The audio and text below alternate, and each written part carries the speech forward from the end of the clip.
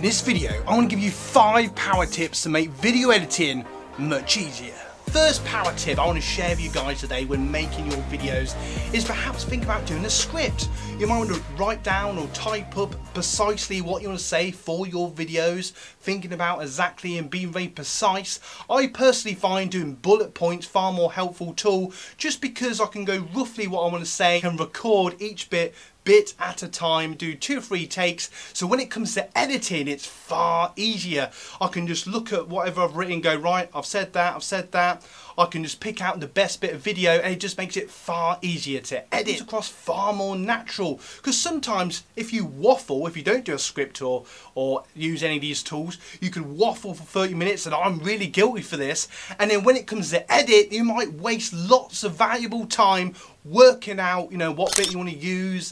Is there 5 minutes you and ahhing in, this sort of thing where, people just want you to get to the point, and it just makes it far easier if you just got a script or bullet points. Now the second tip I want to show you guys is organize your files. It's something that I think is highly important in making it much easier to edit your video. So what I tend to do is have a video folder, and then I have a couple of subfolders, live streams and everything to do with the live streams in one, and then the other one sort of my weekly videos, whatever you want to call yours, etc, etc. And then inside them you could obviously name the title of each in particular video, or the date that you film them, or however you find it easier to find them. And then inside them, this is just a little tip, feel free to use it or not, is I tend to have like A roll and B roll, so inside each one. So whatever video I filmed in that particular video, most of it will go in the A roll. That's the main part of the video.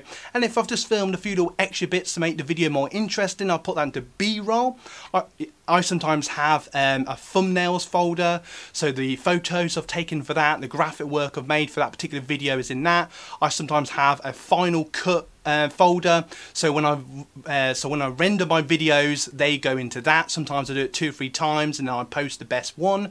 I try to save space and only do one, make sure the edit is exactly how I want it before I render it, but it's just there, so it's all in one place, easy to get to. And then the little folders you might think of, you can put inside that, so it just makes it much more easier. So when you come to edit, you can just go click, click, click, exactly where your video is, and it just makes, again, video editing so much easier. Before I give you the third power tip, smash that like button if you're getting value, and subscribe if you want to get more content like this. Now the third power tip I want to share with you is basically get an external hard drive. You're thinking, what? Get a static external hard drive? It's just so much easier for workflow. You can put all your video, everything to do with your YouTube channel on your particular drive. If you're going mobile, you can just take the drive with you if you've got a laptop, etc. And if your computer dies, like one of mine has recently, it's just a brilliant way to go, well, my computer's died, but I've kept all my work. And you're probably thinking, well, what if the drive dies? Well, that's easy. You can back up useful things onto your computer, or you could perhaps eventually, when you can, get another drive and just back up the bits that you find important onto that drive, so you save what you want to. I tend to find there's a lot of video that I sort of use once and don't use again, but just bear that in mind. I just think it's just a great little power tip to help you with your workflow as a video editor. The fourth power tip I want to share with you is make a template for your videos.